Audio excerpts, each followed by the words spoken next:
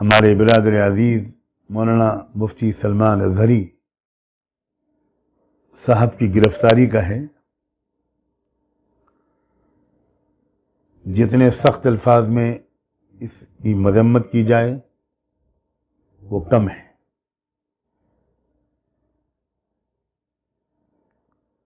یہ ایک اور دلیل ہمارے سامنے آئی ہے کہ ہمارے ملک میں لوک تنترک ویوستھا ختم ہو چکی ہے۔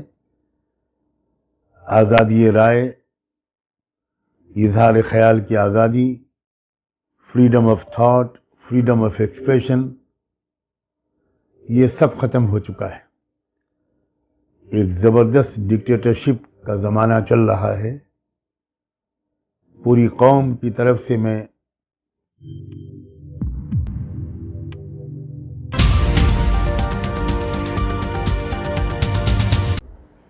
السلام علیکم ورحمۃ اللہ وبرکاتہ۔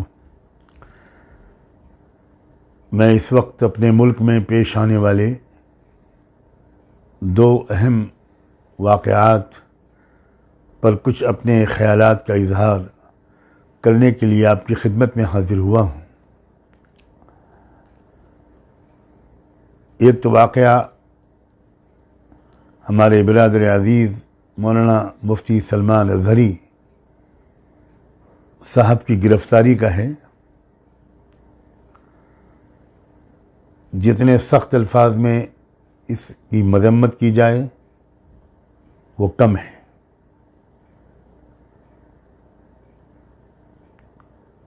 یہ ایک اور دلیل ہمارے سامنے آئی ہے کہ ہمارے ملک میں لوک تنترک ویوستھا ختم ہو چکی ہے۔ آزادی رائے، اظہار خیال کی آزادی، freedom of thought, freedom of expression, یہ سب ختم ہو چکا ہے۔ ایک زبردست ڈکٹیٹرشپ کا زمانہ چل رہا ہے۔ پوری قوم کی طرف سے میں مفتی سلمان اظہری صاحب کے ساتھ اظہار ہمدردی کرتا ہوں اور امید کرتا ہوں کہ آنے والے دنوں میں پورے ملک کو اور تمام مظلوم طبقات کو ان سے اور ان جیسے لوگوں سے مزید رہنمائی حاصل ہوگی۔ یہ ایک امتحان اور ایک آزمائش ہے جس میں اس وقت وہ مبتلا ہیں۔ ہم سب دل و جان سے دعا گو ہیں کہ اللہ تعالیٰ جلد از جلد ان کی رہائی مقدر فرمائے اور باعزت طور پر وہ تمام الزامات سے بری ہوں۔ یہ بات بھی ان کی بہت قابل قدر ہے کہ انہوں نے اپنی گرفتاری کے موقع پر پولیس اسٹیشن کے پاس جمع ہونے والے مجمع کو خود سنبھالا اور اس سے گزارش کی کہ وہ لا اینڈ آرڈر کا مسئلہ نہ کھڑا ہونے دیں، اور اس کے بعد عوام وہاں سے منتشر ہوئے۔ صاف ظاہر ہے کہ کون ہے جو لا اینڈ آرڈر کو بگاڑ رہا ہے اور کون ہے جو لا اینڈ آرڈر کی حفاظت کی کوششیں کر رہا ہے۔ دوسرا وہ واقعہ جس پر میں اظہار خیال کرنا چاہتا ہوں وہ جھارکھنڈ میں جو کچھ ہوا ہے اور اس سے پہلے بہار میں ہوا تھا۔ ایک الیکٹڈ گورنمنٹ جھارکھنڈ میں جو اچھی اکثریت کے ساتھ منتخب ہو کر آئی تھی، کس طرح ملک کی تاریخ میں شاید پہلی بار ایک وزیر اعلیٰ کو گرفتار کیا گیا اور میری اب تک کی معلومات کے مطابق انتہائی جھوٹے الزام پر گرفتار کیا گیا، اور پھر اس حکومت کو گرانے کی کوشش کی گئی۔ بہار کے طرز پر ایک لوٹس آپریشن کا تجربہ وہاں بھی کیا گیا، مگر میں مبارکباد دیتا ہوں جھارکھنڈ کے لوگوں کو اور اس پارٹی کے ممبران کو، اپنے آدیواسی بھائیوں اور بہنوں کو،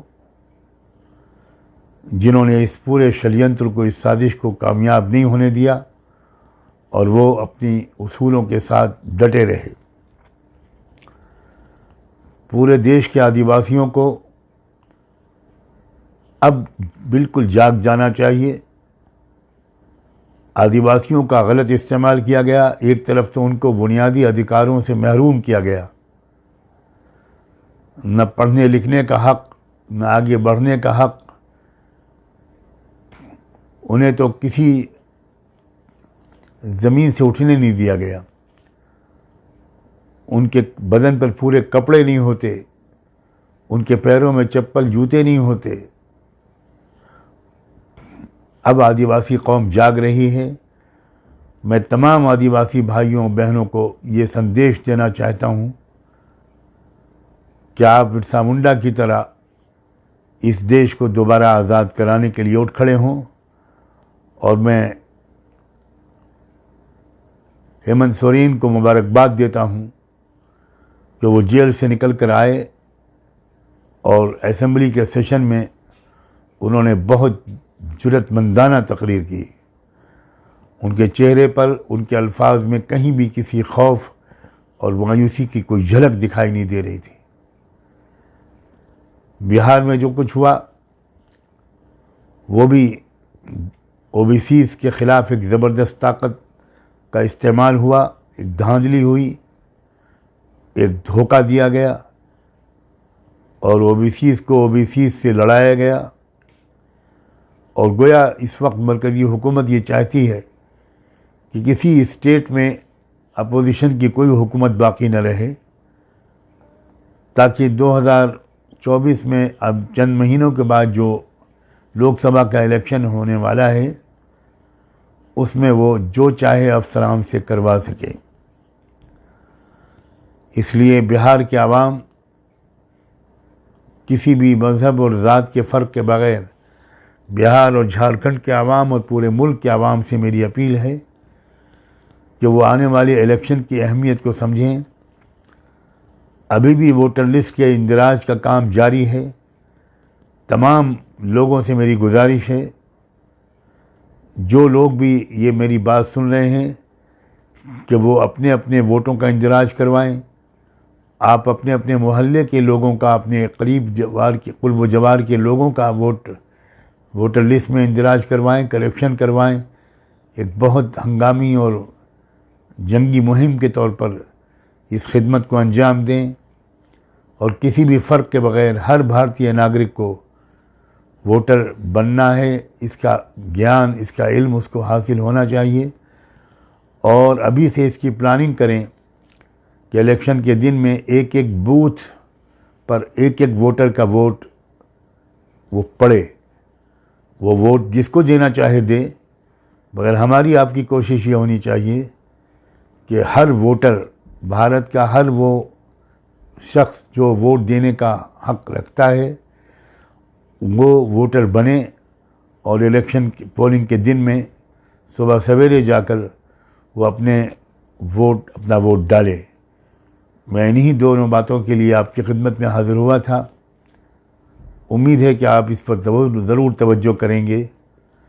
اب مجھے ایسا لگتا ہے کہ آنے والے زمانے میں آدیواسیوں، او بی سیز اور ملک کی جو مائنورٹیز ہیں، ان سب